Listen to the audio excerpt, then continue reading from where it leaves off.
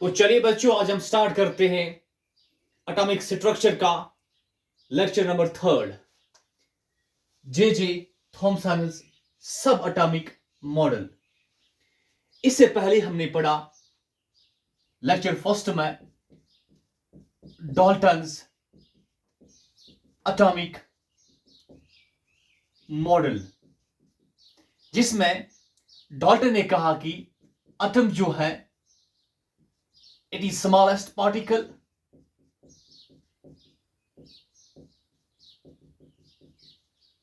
and atom is indivisible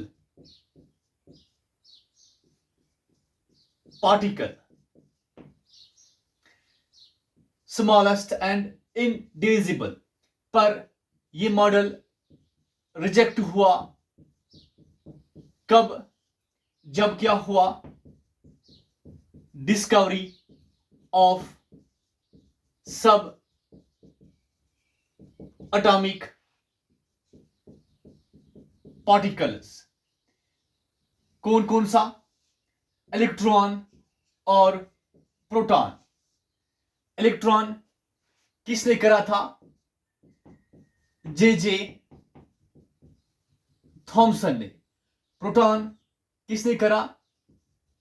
gold Stein ने। दोनों ने क्या किया? Discharge tube experiment. और उसके बाद सेकंड मॉडल जो हमने पढ़ना है आज, वो है जे थॉमसन सब एटॉमिक मॉडल।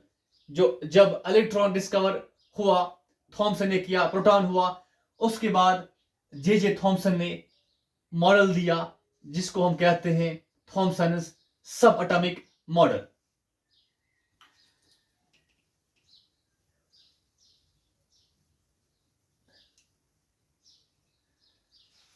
तो फर्स्ट क्या मॉडल आया? Dalton atomic model. अब इसके बाद कौन सा मॉडल? थॉमसन सब एटॉमिक मॉडल। नाउ इसके जो पोस्टुलेट्स हैं, फर्स्ट पोस्टुलेट जो है, थॉमसन ने कहा कि एटम जो है, atom is a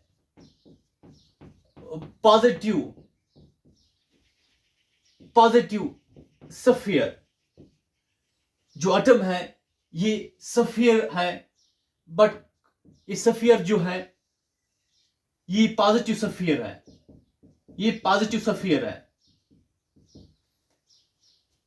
second point इसने क्या दिया अपने मॉडल में? सेकेंड पोस्टुलेट वो ये है कि इसने कहा कि जो एटम है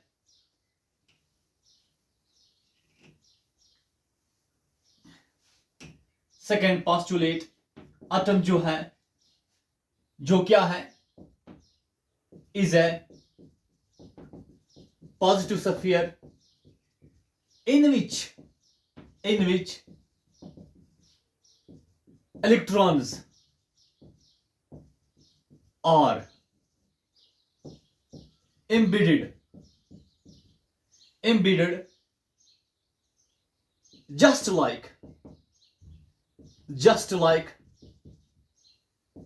like black seeds embedded in red pot of watermelon। ये जो पोस्टुलेट है जिसमें इसने कहा कि इलेक्ट्रॉन्स जो होते हैं, लाइक आप मानिए कि ये हमारा क्या एटम, जो क्या पॉजिटिव स्फीयर, चलिए हम ये भी मानेंगे ये भी एटम है और इसमें क्या पॉजिटिव चार्जेस, मतलब ये भी एटम है, ये भी पॉजिटिव स्फीयर है। और थॉमसन ने क्या कहा?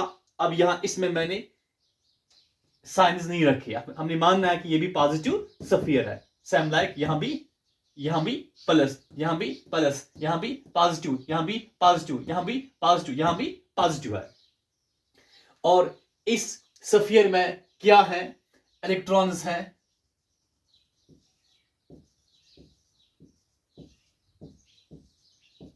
just like black seeds, किसमें? in red part of watermelon.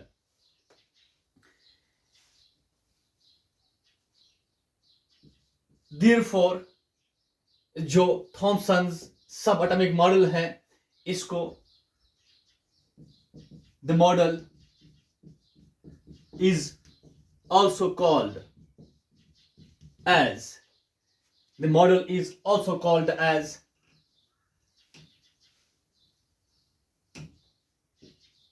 watermelon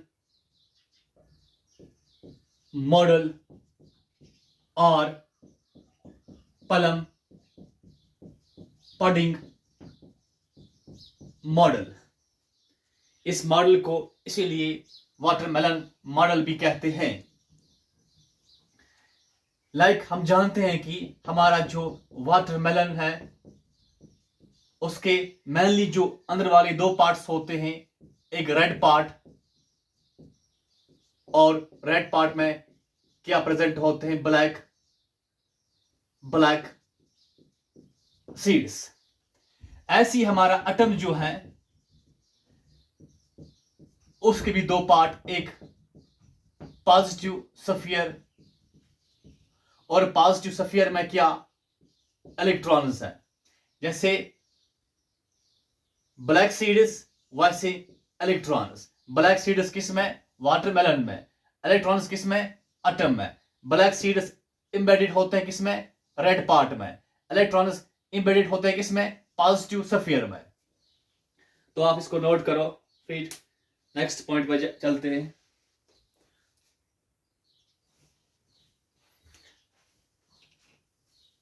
फिर third postulate of the model जो कि इंपॉर्टेंट है, थॉमसन ने कहा कि एटम जो है, एटम इज इलेक्ट्रिकली न्यूट्रल। इसका मतलब क्या हुआ? Number of protons means positive charges in an atom is always equal to number of electrons. जितने प्रोटॉन्स उतने इलेक्ट्रॉन्स किस में? एटम में। तो थॉमसन ने क्या कहा? एटम जो है पॉजिटिव स्फीयर है।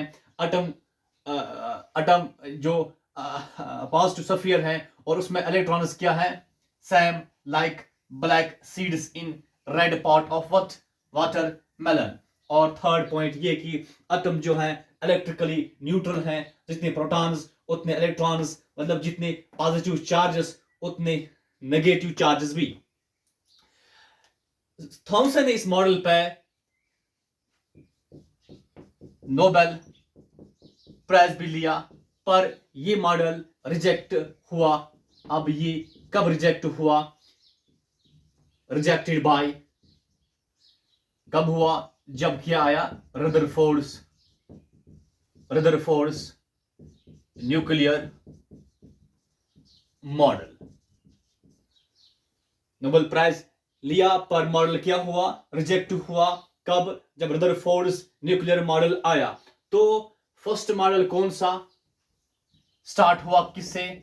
डाल्टन्स एटॉमिक मॉडल, ये रिजेक्ट हुआ। फिर आया थॉमसन्स पर सब एटॉमिक मॉडल। उसके बाद रदरफोर्ड्स न्यूक्लियर मॉडल। नाउ अब हम स्टार्ट करेंगे रदरफोर्ड्स न्यूक्लियर मॉडल को।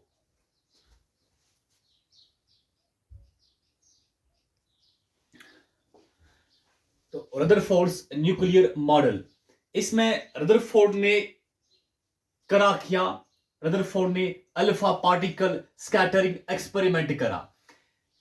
तो इसको स्टार्ट करने से पहले we must know about alpha particle, कि अल्फा पार्टिकल क्या होता है। अल्फा पार्टिकल क्या होता है, अल्फा पार्टिकल क्या है। देखिए बच्चों, हम जानते हैं कि जो हमारा हीलियम एटम है, हीलियम एटम आपने क्लास 10th में पढ़ा होगा। इसके न्यूक्लियस में 2 प्रोटॉन्स होते हैं और 2 न्यूट्रॉन्स होते हैं, और इसके शेल में 2 इलेक्ट्रॉन्स होते हैं। ठीक, अगर ये हीलियम न्यूक्लियस से हम इन 2 इलेक्ट्रॉन्स को क्या करवाएंगे, रिमूव करवाएंगे। माइनस मीन्स रिमूव किया 2 इलेक्ट्रॉन्स। तो बताओ अब वहां पे क्या रहेगा, 2 प्रोटॉन्स रहेंगे, 2 न्यूट्रॉन्स रहेंगे। वो किस में है, न्यूक्लियस में, और बाहर से 2 इलेक्ट्रॉन्स खत्म, रिमूव हुए। जब इलेक्ट्रॉन्स खत्म तो शेल भी नहीं, शेल मीन्स जगह इलेक्ट्रॉन्स की।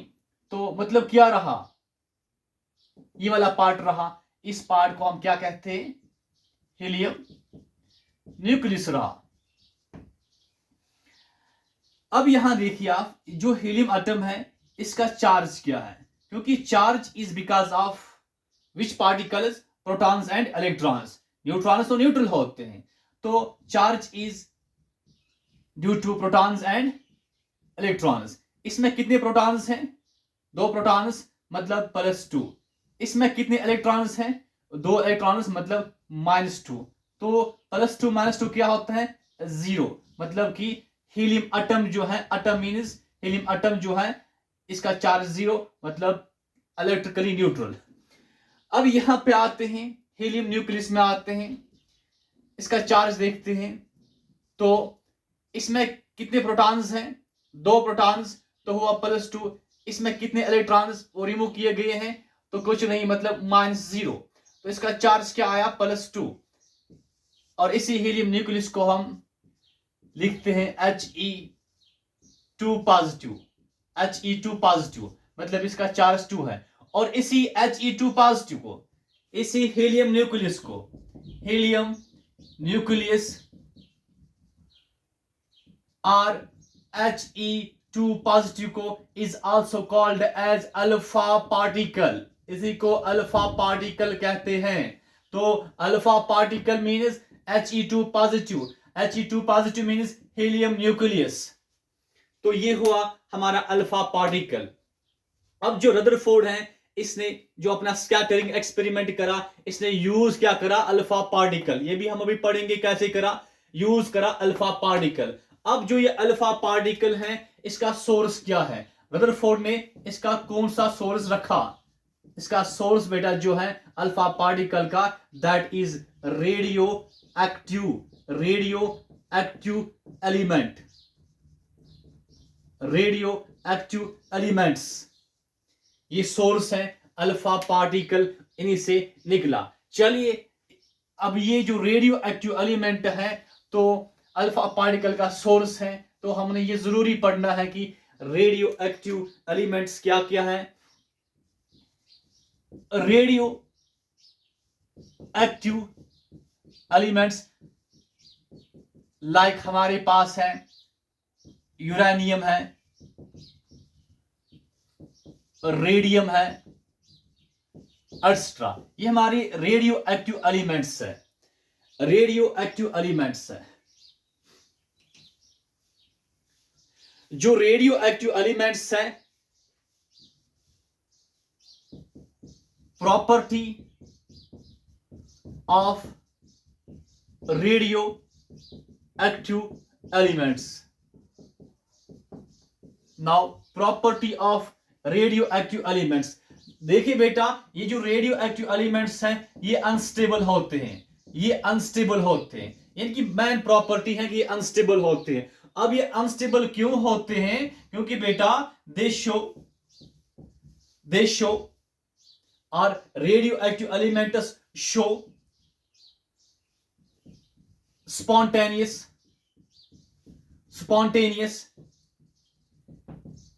emission of radiations, emission of radiations like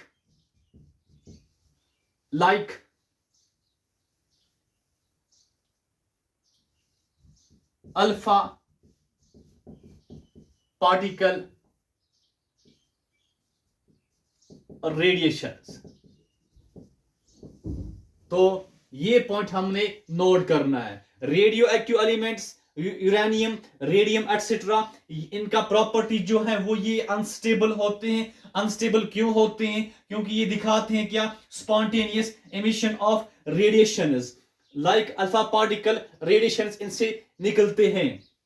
और इसी एमिशन ऑफ रेडिएशंस को हम क्या कहते हैं? इसी को हम कहते हैं रेडियो एक्टिविटी. रेडियो एक्टिविटी मतलब radio active elements show radioactivity. What is radioactivity? It is spontaneous emission of harmful radiations. ये होते हैं harmful, जो radiations निकलते हैं harmful होते हैं, like alpha particle radiations.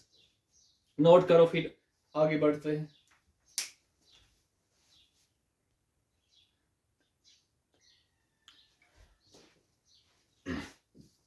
तो Rutherford's alpha particle scattering experiment, इसमें रदरफोर्ड ने क्या क्या लिया? ये जो हमारा है, it is movable U shaped fluorescent screen. Fluorescent screen means जब भी इस पे कोई पार्टिकल फॉल होता है तो ये क्या करती है? It illuminates. नेक्स्ट पॉइंट जो रदरफोर्ड ने यहां पर क्या रखा? रेडियो एक्टिव एलिमेंट मीन्स ये क्या? Source of alpha particles. और यहां से क्या निकलेंगे? यहां से जो ये निकल रहा है ये क्या? It is what? Beam of alpha particle. This is beam of alpha particle. और यहां पे क्या रखा गया? This is what? Gold foil. Gold foil. This is radio active element, source of alpha particle. यहां से क्या निकला? Beam of alpha particles. ये किस पे फॉल किया? गोल्ड फॉइल पे. This is what? Gold foil. Radio active element, gold foil, and this is beam of alpha particles. और ये मूवेबल स्क्रीन. अब रदरफोर्ड ने क्या ऑब्जर्व करा? किस में? इन अल्फा पार्टिकल स्कैटरिंग एक्सपेरिमेंट में. फर्स्ट ऑब्जर्वेशन, रदरफोर्ड ने कहा कि देखिए ये जो है रेडियो एक्टिव एलिमेंट, यहां से क्या निकल रहा है? Alpha particle beam. ये किस पे उसे फॉल करा? गोल्ड फॉइल पर. गोल्ड फॉइल पर इसने देखा कि जब ये गोल्ड फॉइल पर फॉल करा तो इस बीम में, बीम ऑफ अल्फा पार्टिकल्स में बहुत सारी अल्फा पार्टिकल्स ऐसे पास हुई थ्रू गोल्ड फॉइल. मतलब स्ट्रेट पास हुई, स्ट्रेट पास हुई. और कुछ अल्फा पार्टिकल थोड़े से डिविएट हुए, उन्हें डिविएशन दिखाया. कुछ ये इस बीम में कुछ अल्फा पार्टिकल जिन्होंने दिखाया डिविएशन दिखाया by small angles like 60 degree 40 degree. और कुछ अल्फा पार्टिकल, किसके अल्फा पार्टिकल? बीम के. कुछ अल्फा पार्टिकल जिन्होंने क्या दिखाया? जो ही वो पड़े किस पे फॉल हुए? गोल्ड फॉइल पे फॉल हुए. और वो डिविएट हुए बाय लार्ज एंगल्स 160. या कुछ अल्फा पार्टिकल्स जो ही फॉल हुए गोल्ड फॉइल पे, उन्होंने क्या किया? रिटर्न बैक किया. मतलब 180 डिग्री पे वापस आए. तो ये ऑब्जर्वेशंस किसके? रदरफोर्ड के. किस में? अल्फा पार्टिकल स्कैटरिंग एक्सपेरिमेंट में. तो फर्स्ट उसने क्या कहा कि 99.9% ये जो है 99.9% alpha particles on falling what gold foil pass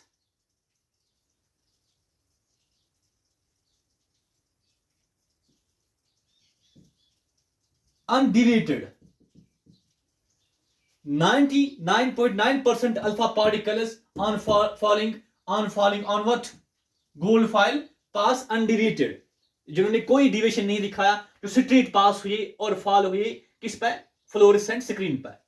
और सेकंड पॉइंट कहा कि some alpha particles were deflected or deviated by small angles। कुछ अल्फा पार्टिकल्स, ये बीम है, कुछ अल्फा पार्टिकल्स जो क्या हुए, डिविएट हुए बाय स्मॉल एंगल्स। और थर्ड इंपॉर्टेंट पॉइंट क्या इसने कहा, थर्ड वाला, very few alpha particles, very few alpha particles. और कितने, ये भी कहा 1 in 20,000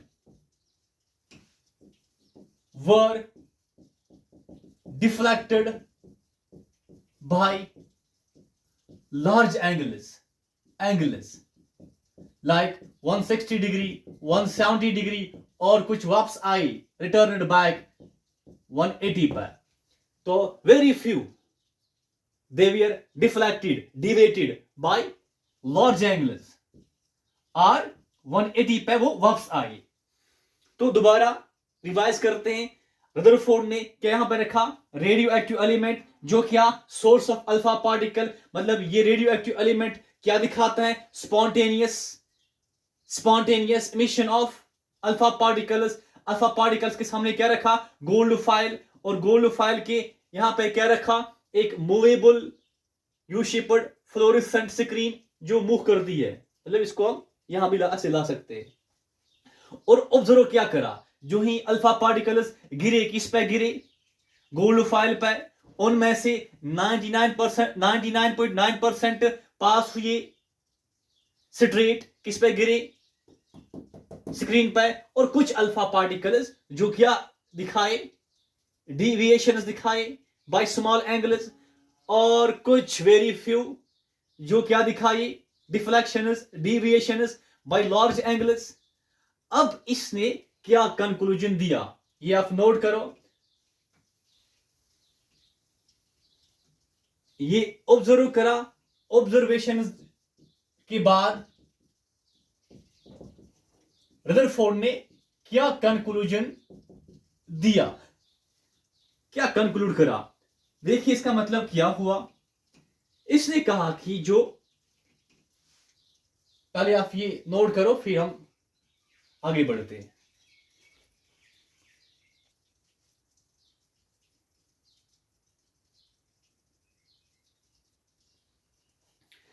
नाउ जब इसने ये एक्सपेरिमेंट करा तो इसने क्या कंक्लूड करा, फर्स्ट पॉइंट, रदरफोर्ड ने कहा कि जो 99.9% अल्फा पार्टिकल्स हैं, ये क्या हुए पास, स्ट्रेट, ये पास हुए स्ट्रेट। कितने अल्फा पार्टिकल्स, कितना परसेंट, 99.9% अल्फा पार्टिकल्स जो है ये पास हुए स्ट्रेट।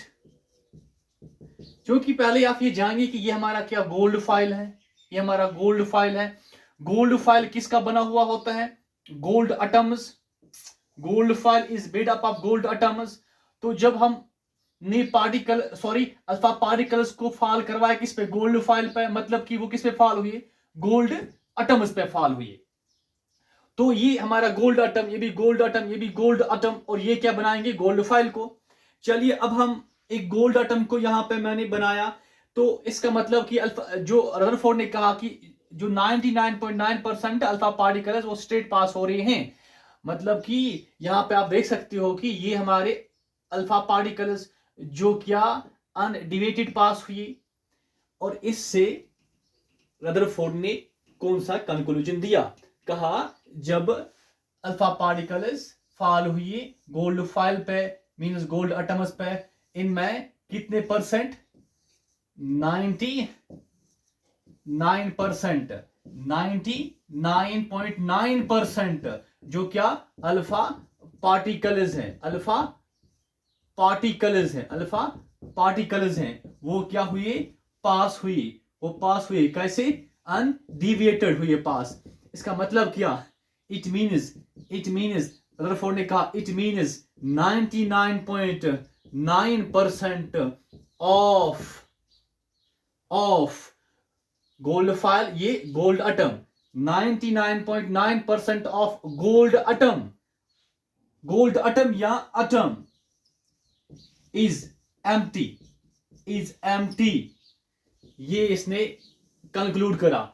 99.9% अल्फा पार्टिकल्स पास अनडिवेटेड मतलब कि 99.9% ऑफ एटम क्या है, एम्प्टी। देखिए आज के जमाने में हम जानते हैं कि एटम के सेंटर में न्यूक्लियस होता है जो पॉजिटिवली चार्ज होता है, बाकी यहां पे इलेक्ट्रॉन्स होते हैं। तो पर रदरफोर्ड ने उस टाइम क्या कहा कि यहां पर जो ये वाला पार्ट है एटम का, जहां अल्फा पार्टिकल्स पास हो रहे हैं विदाउट एनी डिविएशन, वो क्या, एम्प्टी है। ये पहला पॉइंट, ये आप नोट करो। सेकंड पॉइंट पर चलते हैं। दोबारा देखिए, ये हमारा गोल्ड फाइल और ये हमारे गोल्ड एटम्स, ठीक। सेकंड पॉइंट पर चलते हैं, ये फर्स्ट पॉइंट था और ये थर्ड पॉइंट है।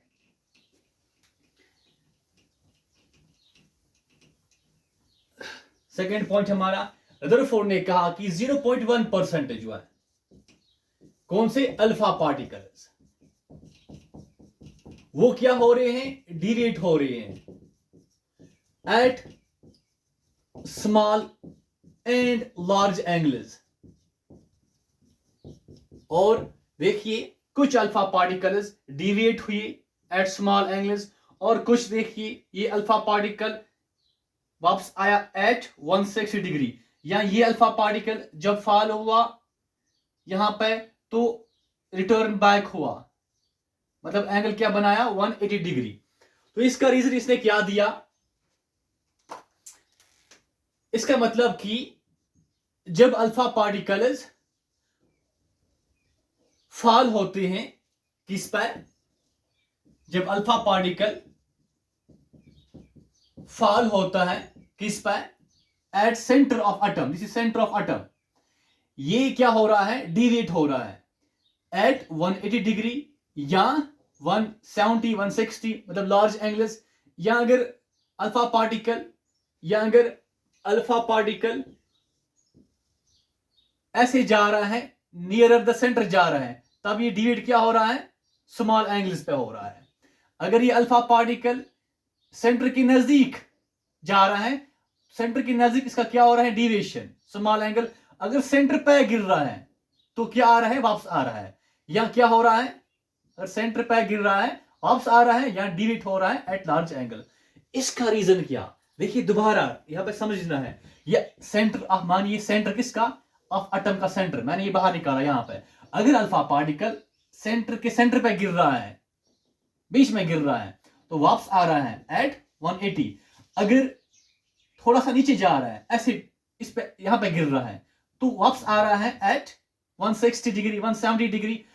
और ये पॉइंट भी, अगर यही अल्फा पार्टिकल थोड़ा सा सेंटर के नजदीक जा रहा है, तब क्या हो रहा है, स्मॉल एंगल्स पे डिविएट हो रहा है। ये सेंटर, अगर इसके सेंटर पे गिर रहा है तो 180 बना रहा है, अगर सेंटर के नजदीक जा रहा है तो स्मॉल एंगल डिविएशन दिखा रहा है। अगर इस सेंटर के एज पे ऐसे लग रहा है तो क्या दिखा रहा है, लार्ज एंगल डिविएशन। इससे इसने क्या समझा, इसने रदरफोर्ड ने, और हमें कैसे समझाया, कहा जो अल्फा पार्टिकल फॉल हो रहा है नियर द सेंटर, ये सेंटर है, ऐसे अगर फॉल हो रहा है तो क्या हो रहा है, स्मॉल एंगल डिविएशन दिखा रहा है, ये इंपॉर्टेंट है, ये इंपॉर्टेंट है। यहां अगर अल्फा पार्टिकल, सेकंड पॉइंट, यहां अगर अल्फा पार्टिकल फॉल किस पे हो रहा है, एट सेंटर ऑफ एटम, ठीक। अगर अल्फा पार्टिकल, ये समझना है, अल्फा पार्टिकल क्या हो रहा है, फॉल किस पे, at centre,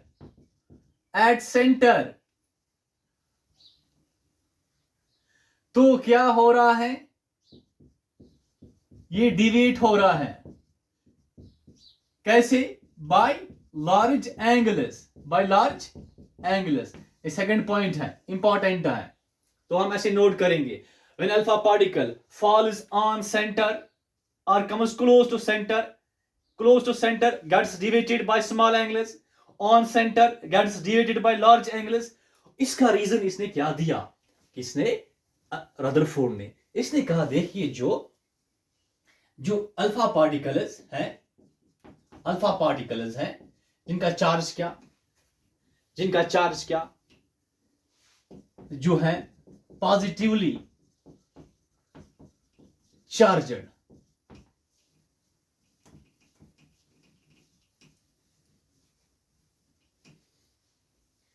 which fall on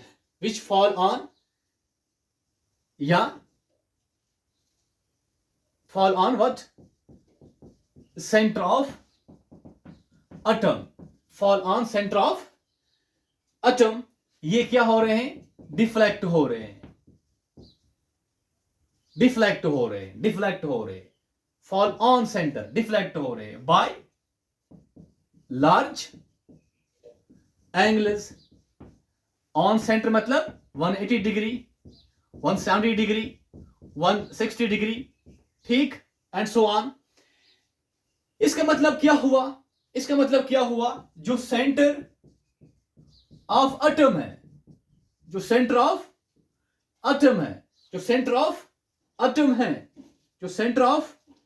atom है, वो खुद क्या होगा, पॉजिटिव एरिया होगा, क्योंकि अल्फा पार्टिकल्स का कौन सा चार्ज, पॉजिटिव।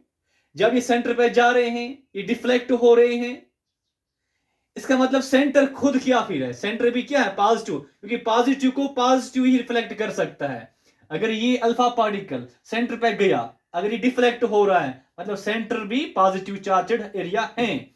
अगर ये अल्फा पार्टिकल यहां से जा रहा है, अल्फा पार्टिकल पॉजिटिवली चार्जड है, अगर ये स्ट्रेट जा रहा है, अगर इसको रिपल्शन नहीं हो रहा है, डिफ्लेक्शन नहीं हो रहा है, मतलब ये वाला एरिया पॉजिटिवली नहीं चार्जड नहीं है। बट अगर सेंटर पे गिर रहा है, वापस आ रहा है, मतलब सेंटर क्या है, पॉजिटिव एरिया। यही तो रदरफोर्ड ने कहा कि जो पॉजिटिव एरिया है वो सेंटर है। इसने कहा कि जो पॉजिटिव चार्ज किसका, ऑफ एटम इज concentrated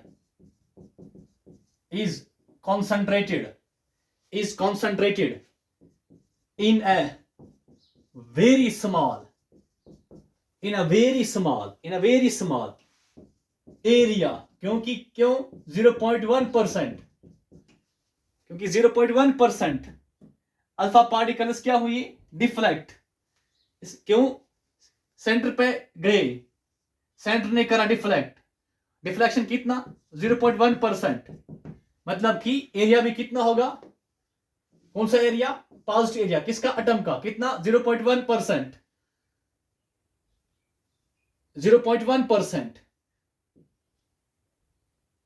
और इसी को कहा, इसी का नाम क्या दिया, न्यूक्लियस। तो ये इंपॉर्टेंट है, positive charge of atom is concentrated in a very small area, बहुत कम, called nucleus। ये आप नोट करो।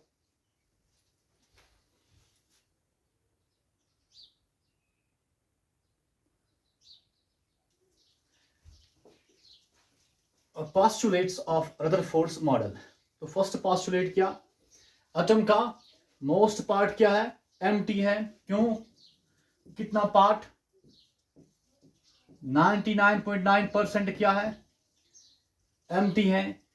ये क्यों दिया उसने, किस रीजन पे कहा, क्योंकि 99.9% जो अल्फा पार्टिकल्स हैं वो पास हुए अनडिविएटेड. तो ये फर्स्ट.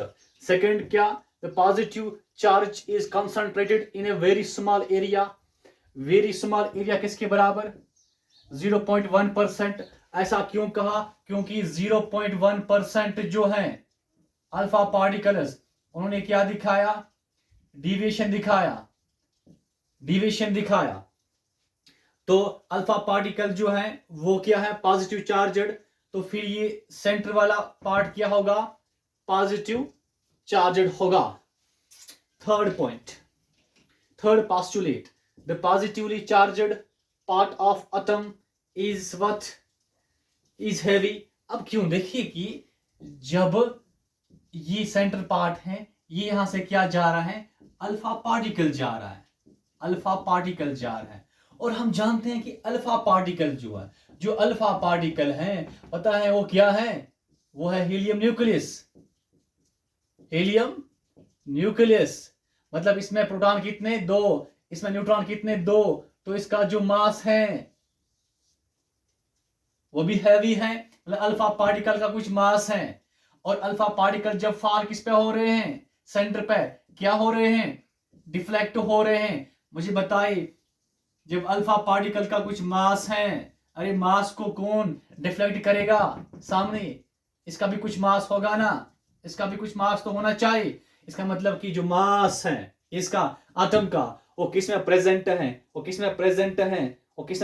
है, whole mass of atom is concentrated in nucleus. Fourth point, the size of nucleus जो है, the size of nucleus is very small.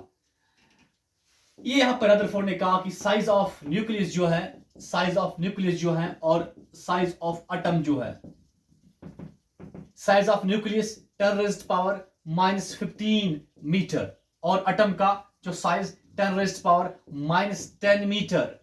इसका मतलब क्या, साइज ऑफ एटम ये क्या है, बड़ा है किससे, न्यूक्लियस से. यहां न्यूक्लियस का साइज जो है वो क्या है, स्मॉल है, किससे, एटम से. देखिए क्यों, हाँ यहां पे हम दोबारा नोट करेंगे कि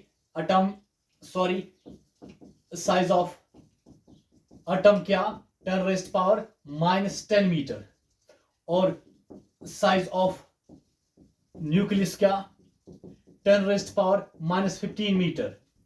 इसका मतलब क्या हुआ, जो साइज ऑफ एटम है दैट इज 10⁻5 टाइम्स, ये -5 नहीं है, +5 है, 10⁻5 टाइम्स साइज ऑफ न्यूक्लियस. देखिए क्यों, दिस इज व्हाट, 10⁻5 टाइम्स मतलब इनटू साइज ऑफ न्यूक्लियस कितना है, 10⁻⁻15, 10⁻5, 10⁻⁻15. when bases are same, power should be what, added. तो क्या आएगा यहाँ पे आंसर, 10⁻⁻10 मीटर, जो क्या है, साइज ऑफ एटम है. और इस बात को इसने ऐसे भी समझाया हमें, रदरफोर्ड ने कहा कि देखिए जो न्यूक्लियस का साइज है, अगर हम इसको कंपेयर करेंगे, हमारा ये ग्राउंड, चलिए हमारा ग्राउंड है और ग्राउंड में आप एक बॉल को रखिए, ये जो बॉल है, कहा कि ऐसे ही हमारा जो एटम होता है, एटम में क्या क्या है, न्यूक्लियस और बाकी पार्ट. इसने कहा कि ग्राउंड जो है it is same as atom और बॉल जो है ये हमारा क्या, न्यूक्लियस. अब जो ग्राउंड है, ग्राउंड का साइज वो कंपेयर करना है कि अगर हमारा एटम है उसका साइज ये है और न्यूक्लियस का साइज 10⁻⁻15 मीटर है, तो अगर हमारा ग्राउंड है, जो बॉल इसमें एक्ट करेगा एज न्यूक्लियस, और बाकी जो ग्राउंड है वो सारा का सारा हमारा क्या, एटम। तो ऐसे हम ये समझ सकते हैं।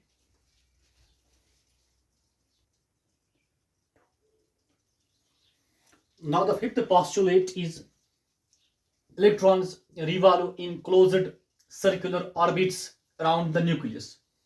अब देखिए कि जो फर्स्ट postulate है वो ये की है 99.9% ऑफ एटम इज एम्प्टी। और रीजन क्या, कैसे पता चला, क्योंकि 99.9% अल्फा पार्टिकल्स पास हुई, कैसे, undeviated. First postulate undeviation of 99.9% alpha particles है। सेकंड पॉस्टुलेट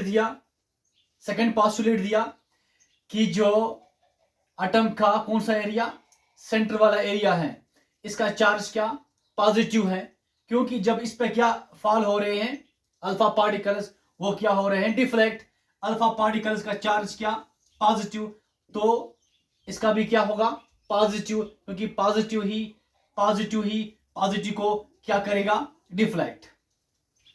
और थर्ड पॉइंट कहा इसने, थर्ड पॉस्टुलेट, जो सेंटर पार्ट ऑफ एटम है, whole mass of atom is concentrated in it. मतलब कि जो अल्फा पार्टिकल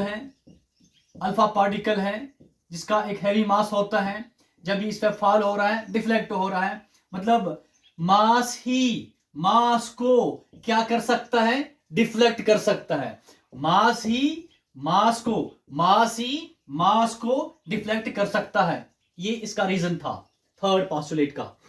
और नाउ फिर इस सेंटर का नाम रखा न्यूक्लियस। फिर देखिए अब ये जो वाला पॉस्टुलेट है कि इलेक्ट्रॉन्स रिवॉल्व इन क्लोज्ड सर्कुलर ऑर्बिट्स, अब ये कहां से आया, मतलब इसने इसको कैसे एक्सप्लेन करा, किसने, रदरफोर्ड ने, इस फिफ्थ पॉस्टुलेट को।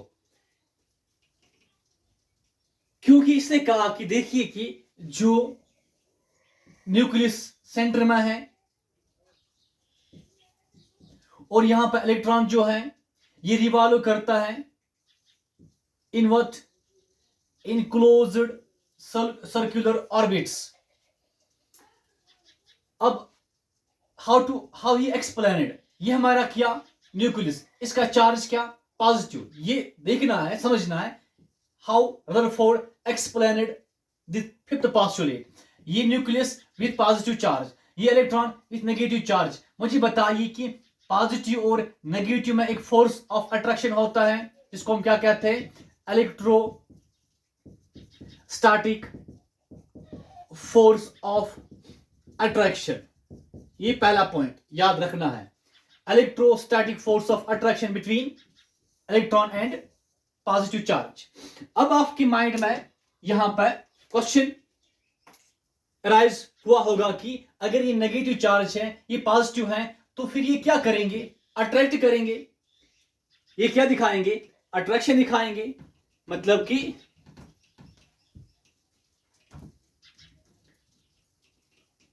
हाँ, ये हमारा न्यूक्लियस, ये इलेक्ट्रॉन, इनके दरमियान क्या, इलेक्ट्रोस्टैटिक फोर्स ऑफ अट्रैक्शन। मतलब कि जो न्यूक्लियस है एंड इलेक्ट्रॉन है, न्यूक्लियस इलेक्ट्रॉन को क्या करेगा, अट्रैक्ट करना चाहे। Nucleus and electron must show collision and therefore atom gets destroyed.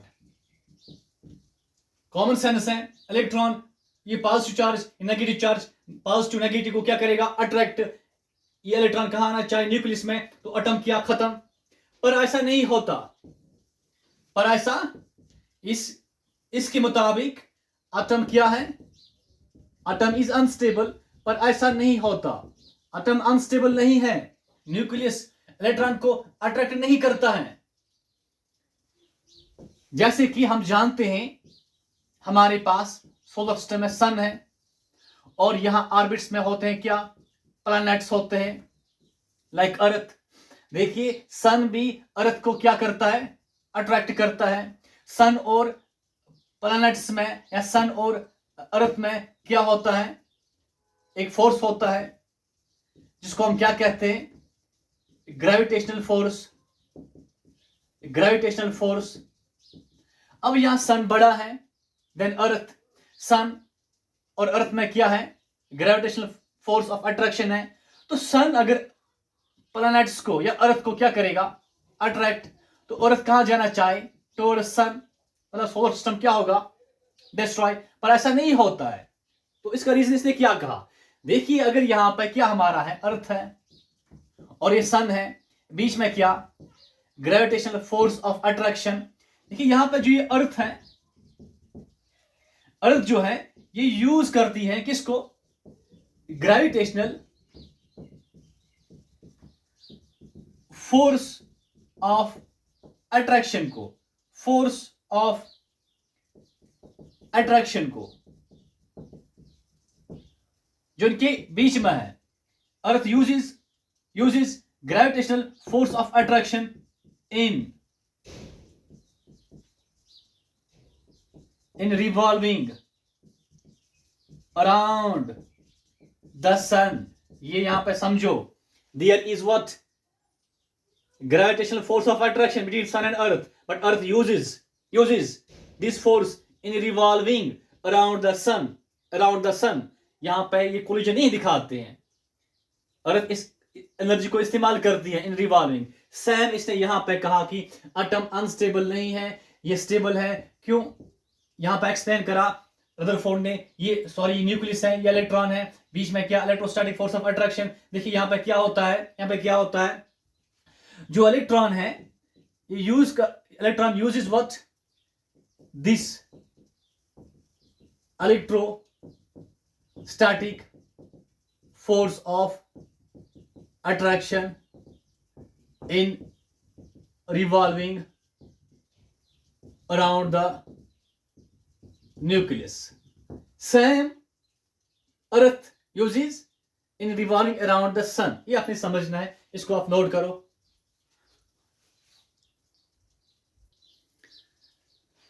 तो हमने क्या समझा, इलेक्ट्रॉन, न्यूक्लियस। इलेक्ट्रॉन अब क्या करता है, ये रिवॉल्व करता है around nucleus। he uses what, electron uses what, this force of attraction in revolving around nucleus। मतलब जो इलेक्ट्रॉन है ये किस में है, सर्कुलर मोशन में है, सर्कुलर मोशन में है। अब आप यहां देखिए, यहां पे इलेक्ट्रॉन है, ये क्या कर रहा है, सर्कुलर मोशन में है। अगर इलेक्ट्रॉन जब यहां से यहां आएगा तो अब देखिए एक चीज यहां पे जो चेंज हो रहा है, बताओ क्या, इलेक्ट्रॉन जो है ये रिवॉल्व कर रहा है, ये रिवॉल्व कर रहा है अराउंड व्हाट, न्यूक्लियस। तो यहां पे चेंज क्या होगा, देखिए इलेक्ट्रॉन रिवॉल्व करता है with some velocity, with some velocity, with some velocity. और देखिए आप यहां पे जो वेलोसिटी है, जो वेलोसिटी है हमने पढ़ा होता है, velocity is a vector quantity. और वेक्टर क्वांटिटी मतलब डायरेक्शन डिपेंडेंट, डायरेक्शन डिपेंडेंट मतलब अगर डायरेक्शन क्या हुआ, चेंज, अगर डायरेक्शन चेंजेस तो वेक्टर क्वांटिटी का मैग्नीट्यूड, वेक्टर क्वांटिटी क्या, चेंज। तो यहां देखिए आप सर्कुलर मोशन में जो चेंज क्या हो रहा है, डायरेक्शन ऑफ इलेक्ट्रॉन चेंज हो रहा है। अगर डायरेक्शन चेंज मतलब velocity with which electron revolves, वो भी क्या, गेट्स चेंज्ड। अगर वेलोसिटी चेंज, अगर वेलोसिटी चेंज, मुझे बताइए, मुझे आप बताइए कि चेंज इन वेलोसिटी को हम क्या कहते हैं, चेंज इन वेलोसिटी को हम कहते हैं क्या, एक्सेलरेशन। आपने पढ़ा होगा in class 9th, change in velocity is called acceleration. मतलब क्या, मतलब यहां पे electron is under acceleration, acceleration, electron is under acceleration. तो अब यहां देखिए आप, हमने पढ़ा होता है force means M A, force is equal to ma, m for mass, a for acceleration is equal to force, or we can say mass into acceleration. We can say mass into acceleration is equal to what? Force is equal to force. यहां देखो वह ये क्या है? मास है, ये मास है। ये क्या है? एक्सेलरेशन है। where there is acceleration, where there is acceleration there is force, where there is what? Acceleration there is force. Electron is under acceleration means where there is acceleration there is force, there is force। और इसी force का नाम यहां है क्या? Centripetal force. ये हमने याद रखना है। देखिए इलेक्ट्रॉन किस में? सर्कुलर मोशन में, और इसका डायरेक्शन क्या होता है? चेंज। तो velocity with which electron revolves, वो भी क्या? चेंज। जब वेलोसिटी चेंज तो इलेक्ट्रॉन का क्या हो रहा है? Acceleration. Where there is acceleration there is force, और इसी फोर्स का नाम क्या? Centripetal force, centripetal force. और ये आपने याद यहां पे रखना है कि क्या? कि इलेक्ट्रॉन जो हैं ये इसी सेंट्रीपिटल फोर्स को यूज करता है। यहां हम ऐसे लिख सकते हैं कि सेंट्रीपिटल फोर्स जो है, सेंट्रीपिटल फोर्स जो है is responsible for circular motion of electron. बेटा ये नोट करो, ये जो क्या है? सेंट्रीपिटल फोर्स, यही क्या है? This centripetal force is responsible for circular motion of electron. This is important point.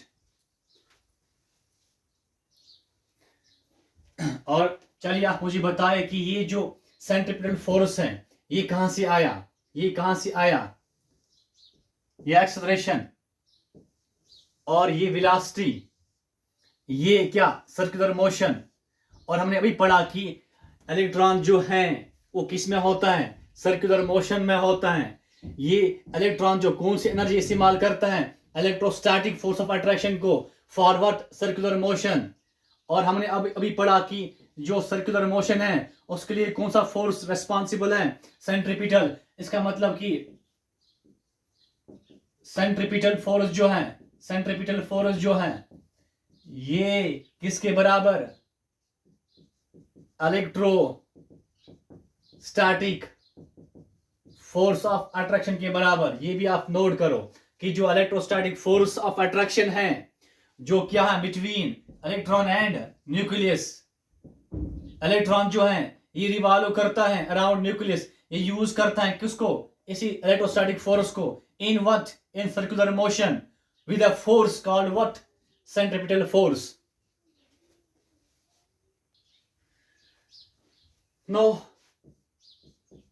failure of what?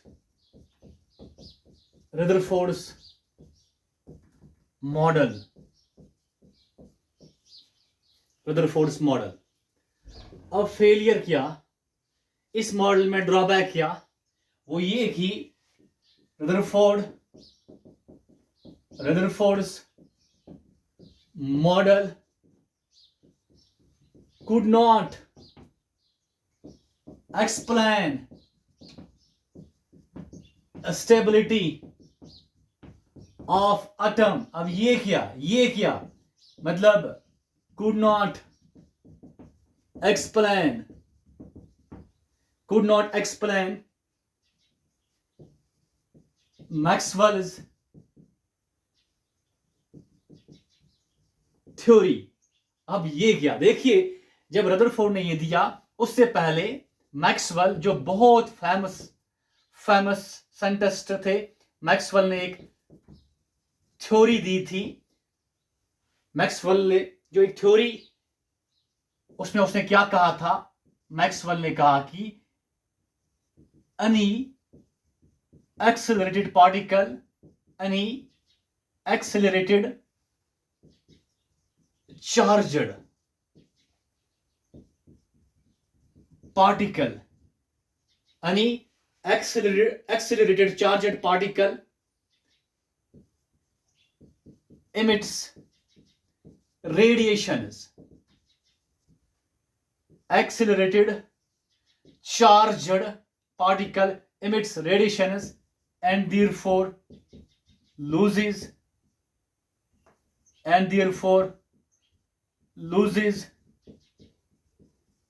energy. ये देखिए, ये मैक्सवेल की जो थ्योरी है ये बहुत फेमस और वेल प्रूव्ड थ्योरी है ना। हम देखेंगे कि रदरफोर्ड का जो ये मॉडल ये क्यों नहीं कर पाया एक्सप्लेन, किसको, मैक्सवेल थ्योरी को, या हम कहेंगे स्टेबिलिटी ऑफ एटम। चलिए यहां पे देखते हैं, ये मैक्सवेल थ्योरी को अप्लाई करते हैं किस पे, इलेक्ट्रॉन पे। ये इलेक्ट्रॉन जो रिवॉल्व करता है अराउंड न्यूक्लियस, किसने बताया, रदरफोर्ड ने। मुझे बताइए, क्या इलेक्ट्रॉन चार्जड पार्टिकल है? हाँ है। क्या इलेक्ट्रॉन एक्सेलरेट करता है? हाँ करता है। मैक्सवेल ने कहा कि अगर हमारे पास क्या चार्जड पार्टिकल और क्या कर रहा हो, एक्सेलरेशन दिखा रहा हो, अगर इलेक्ट्रॉन चार्ज पार्टिकल है और क्या दिखा रहा है, एक्सेलरेशन, तो इलेक्ट्रॉन क्या करेगा, तो इलेक्ट्रॉन इमिट करेगा क्या, रेडिएशन। एज पर मैक्सवेल जो इलेक्ट्रॉन है चार्ज्ड पार्टिकल है, जो इलेक्ट्रॉन है एक्सेलरेशन दिखा रहा है, जो इलेक्ट्रॉन है तब ये क्या करना चाहिए, इमिट रेडिएशंस। जब ये रेडिएशंस इमिट करेगा तो ये क्या लूज करेगा, ये लूज करेगा एनर्जी, एज पर मैक्सवेल। अगर ये लूज करेगा एनर्जी तो इलेक्ट्रॉन क्या होगा, इलेक्ट्रॉन रेस्ट में आएगा, क्योंकि इलेक्ट्रॉन मोशन में है, इसमें एनर्जी है। अगर इसने एनर्जी क्या करी, रेडिएट करी, तो ये किस में आएगा, रेस्ट में। जो ये रेस्ट में आएगा तो ये इलेक्ट्रॉन क्या करेगा, ये इलेक्ट्रॉन कोलाइड करेगा किसके साथ, विद न्यूक्लियस के साथ। मतलब इलेक्ट्रॉन जब कोलाइड करेगा तो इसका मतलब क्या हुआ कि जो एटम है वो क्या, अनस्टेबल। रदरफोर्ड इसको एक्सप्लेन नहीं कर पाया, मैक्सवेल्स थ्योरी। अगर चार्ज्ड पार्टिकल हैं जैसे इलेक्ट्रॉन हैं, अगर दिखा क्या रहा है, एक्सेलरेशन, जैसे इलेक्ट्रॉन दिखा रहा है, तो इमिट क्या करेगा, रेडिएशन।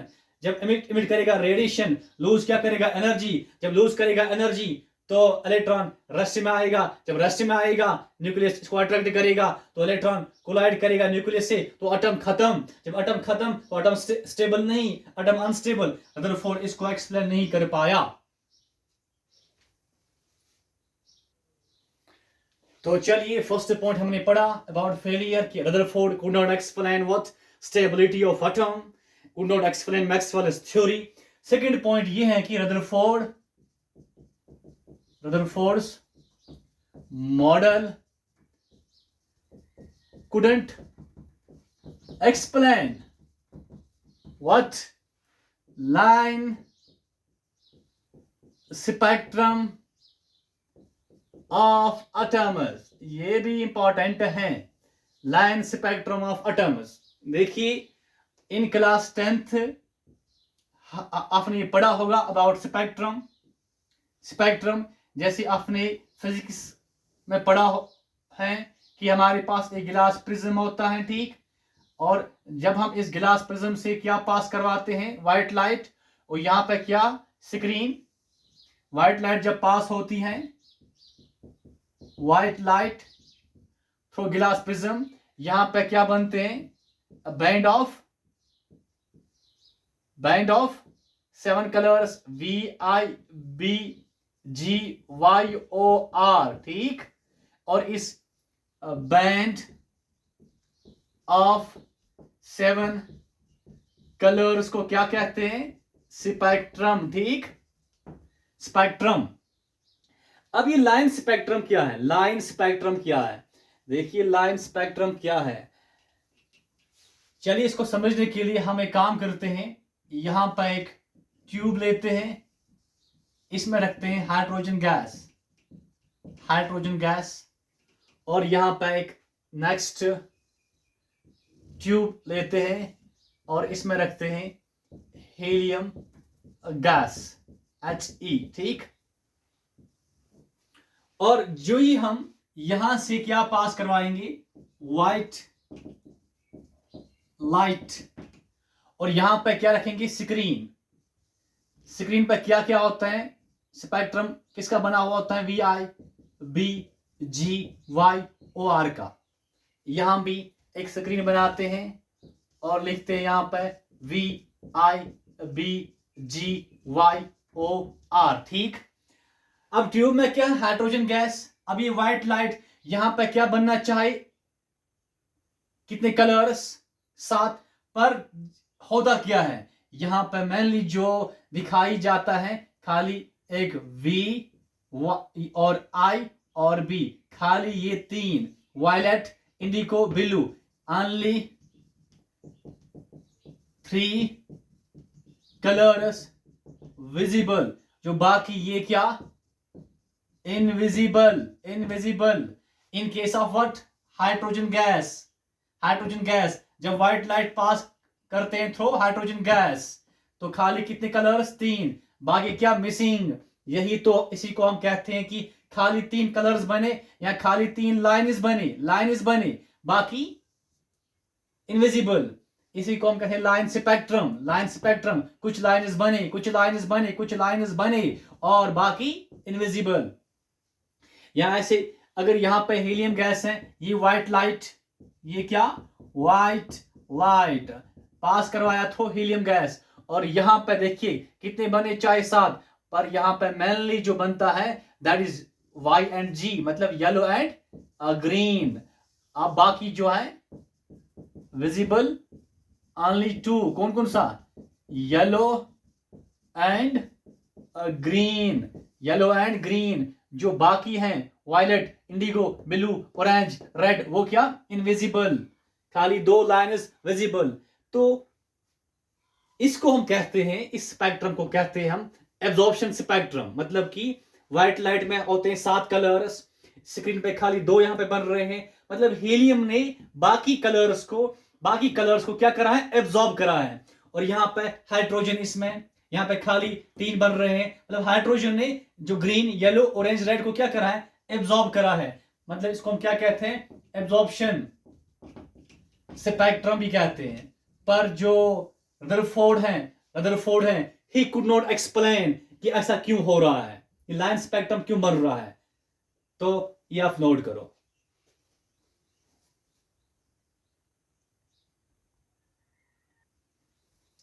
तो जो रदरफोर्ड का ये फेलियर था, इसके बाद आया कौन,